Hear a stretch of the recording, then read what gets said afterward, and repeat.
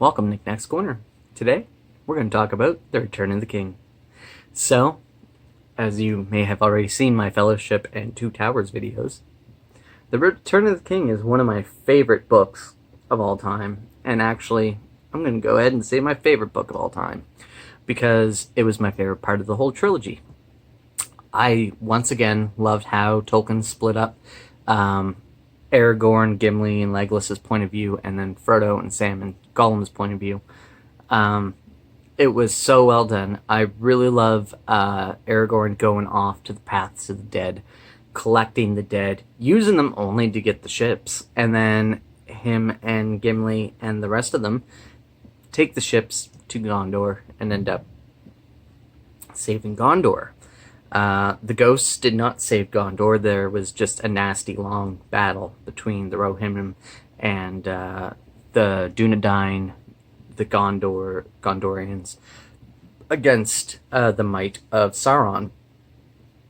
I thought that was really great, and also that Aragorn would not enter the city, I say that, until he comes to the House of Healing, because the hands of a king are the hands of a healer. And that was something I really enjoyed in the book and thought they kind of skipped out on in the movies. I know it's in the extended edition, but they didn't really touch on the House of Healing that well in the movies. And I sort of get it. I understand why they didn't do it, but like, Faramir deserved that. And so did Éowyn. Their characters deserve that. And I love Merry being there through it all. And it's so good. I love what happens.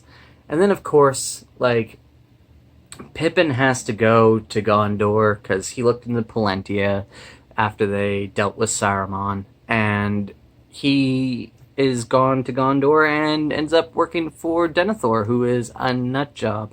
But Denethor is so well fleshed out for his short amount of time on paper that it is wild when you see exactly what he has done and how he has been corrupted by the Palantirs.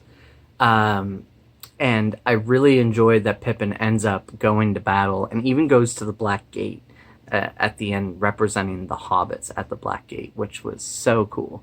And of course, the eagles are coming! The eagles are coming when Pippin gets thrown under something there. And it's so great. It's great. I love it. I love it. And then, of course, we get to Frodo and Sam. Sam being the big old hero, going in there, fighting all the orcs, saving his master, getting him out, traveling across. They end up finding that band of Yeerks. They end up getting away from them. They end up making it to Mount Doom. They fight Smeagol. They throw the ring in. Smeagol dies. And they get out and are saved by eagles, and away they go. And then we get to my favorite parts of the book, which is, I loved the feast at the end for Aragorn's inauguration sort of thing, deal, crowning, whatever you want to call it. Loved it. I thought that was fantastic. Tolkien writes amazing feast scenes, like Merry and Pippin telling about their stories and about how they grew so tall from the ant water and stuff like that was just so cool. And then, like, Sam being awarded Sting and things like that by Frodo so that he can, show off, because Sam is the true hero of the story. And if it wasn't for him taking the ring from Frodo when he got stung, the ring would have been in the hands of the enemy, and that would have been game over. Also, Sam was just an amazing character. I love him. When they start traveling back, and Gandalf splits off and goes to Tom Bombadil's, and the hobbits go to Hobbiton, Sam is all about fixing Hobbiton. He's trying to find his gaffer. Pippin runs off, gets his army of Tooks. They end up raising all the hobbits in the Shire and fighting against the big people. They end up arresting them and doing all that sort of great stuff. And I just loved it. And then they dealt with Sharky. Sharky is Saruman, of course. And but the only thing he has is a silver tongue, which is not much at all. He can just convince you to do something that you don't want to do, and that's about it. But Frodo is pure of heart at this point in time, and Sharky tries to stab him, but he's wearing his mithril coat, so it doesn't do anything. And he ends up getting taken out. And afterwards, Sam does what is my favorite part, is goes around and plants the entire Shire. He redoes the Shire to the way it should be with a melon tree, which I thought was really cool. And then, of course, the beautiful part of the Great Havens. And then we also listened to the appendixes as well. And I am blown away by the world that Tolkien creates. It makes it feel so real because of everything he's added into it. I'm sorry I'm sweating. It's so hot in here today, and I don't have a fan going in the room. It's going outside the room so that you can hear me better, so I apologize if you can hear the fan.